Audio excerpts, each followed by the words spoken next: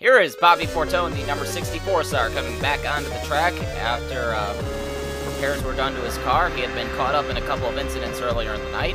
His other 2 points rivals, Andy Pearson and Jason Bates, are out of the race, and Porto's kept going in order to capitalize on that. Packer Carroll, Rybert Scott, and Cody Richards are going to go 3 wide coming through turn 2. Here comes Jeb Klinger to make it 4 wide. They all get together, and Carroll and Klinger go spinning towards the inside wall.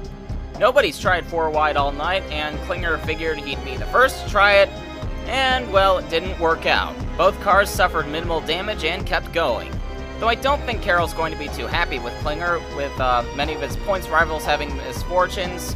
Carroll's trying to capitalize, and this isn't doing him any favors. Rybert Scott, DJ Daniels, Cody Richards, Ali Riggs, and Sean Donnelly, as well as Jeb Klinger, would come down pit road during this caution.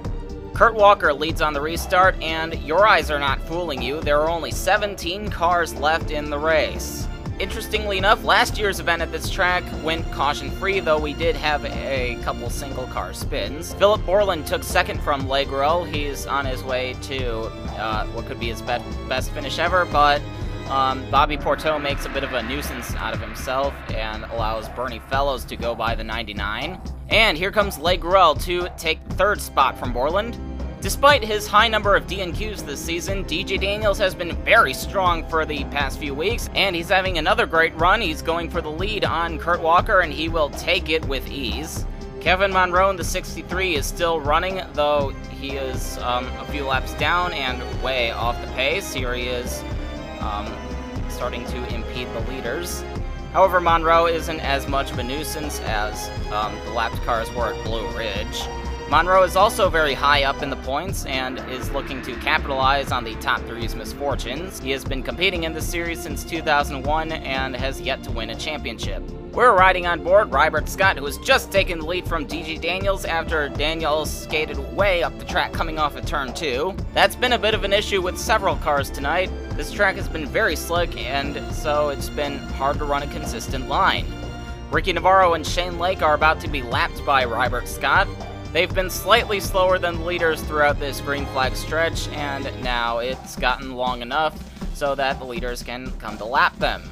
However, they graciously move over for Rybert Scott, giving him plenty of room and almost putting Shane Lake in the wall.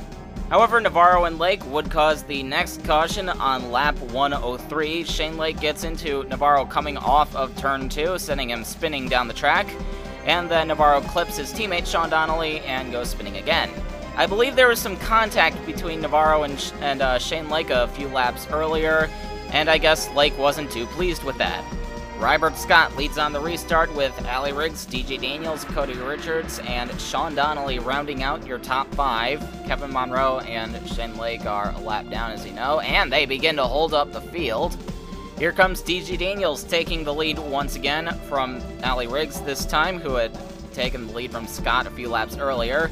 But here comes Scott battling back. He takes the second spot back from Riggs, and he got a huge run on Daniels coming into turn 1.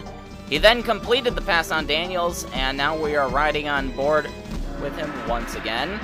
Rybert Scott is only making his second ARLA Elite Series start, and already he's been very fast. But here comes Daniels once again. They get together and go spinning. DJ Daniels and Rybert Scott get together while fighting for the lead. They were both able to recover, but that's got to be gut-wrenching. Cody Richards got a piece of this and even helped them go spinning, but there was really nothing he could do. He gets forced down onto the apron, but he's able to hang onto the car and keep the lead. The race restarted with 8 laps to go. Cody Richards is your leader. He has been racing in this series since 1998 and has yet to win. However, he has had some very strong performances in recent years, and as you saw, he got a great jump over Sean Donnelly, though the officials still aren't saying anything about Richards jumping the restarts. Ali Riggs in the 19 goes for his second on her teammate. Riggs has not won a race since Langhorne in 2008. But here comes Sean Donnelly battling back. He gets together with Jeb Klinger while going 3 wide with Klinger and Ali Riggs. We're having some very hard racing in the closing laps of this event, which is exactly what Cody Richards wants to see in his mirror.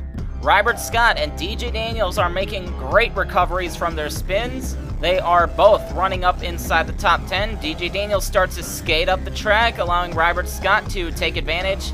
Oh, he gets together with the 78, but Rybert Scott is going to take the 5th position away from Daniels. But in the meantime, Cody Richards has pulled out to a huge lead over the rest of the field. While everyone else behind him is fighting it out for position, he's been able to watch ahead and hit his marks, and it's certainly paid off. Cody Richards will finally take his first ARLA Elite Series victory in 12 years of competition.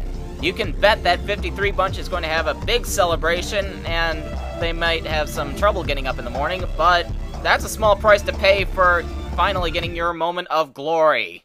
Sean Donnelly is able to pull out a 2nd place finish. Great run for that team. I know they haven't had the best of luck this year, though they did have a win at Talladega. Jeb Klinger finishes 3rd in his final year of competition. Rybert Scott gets 4th in his 2nd start. Allie Riggs finishes 5th. DJ Daniels 6th. Kurt Walker 7th.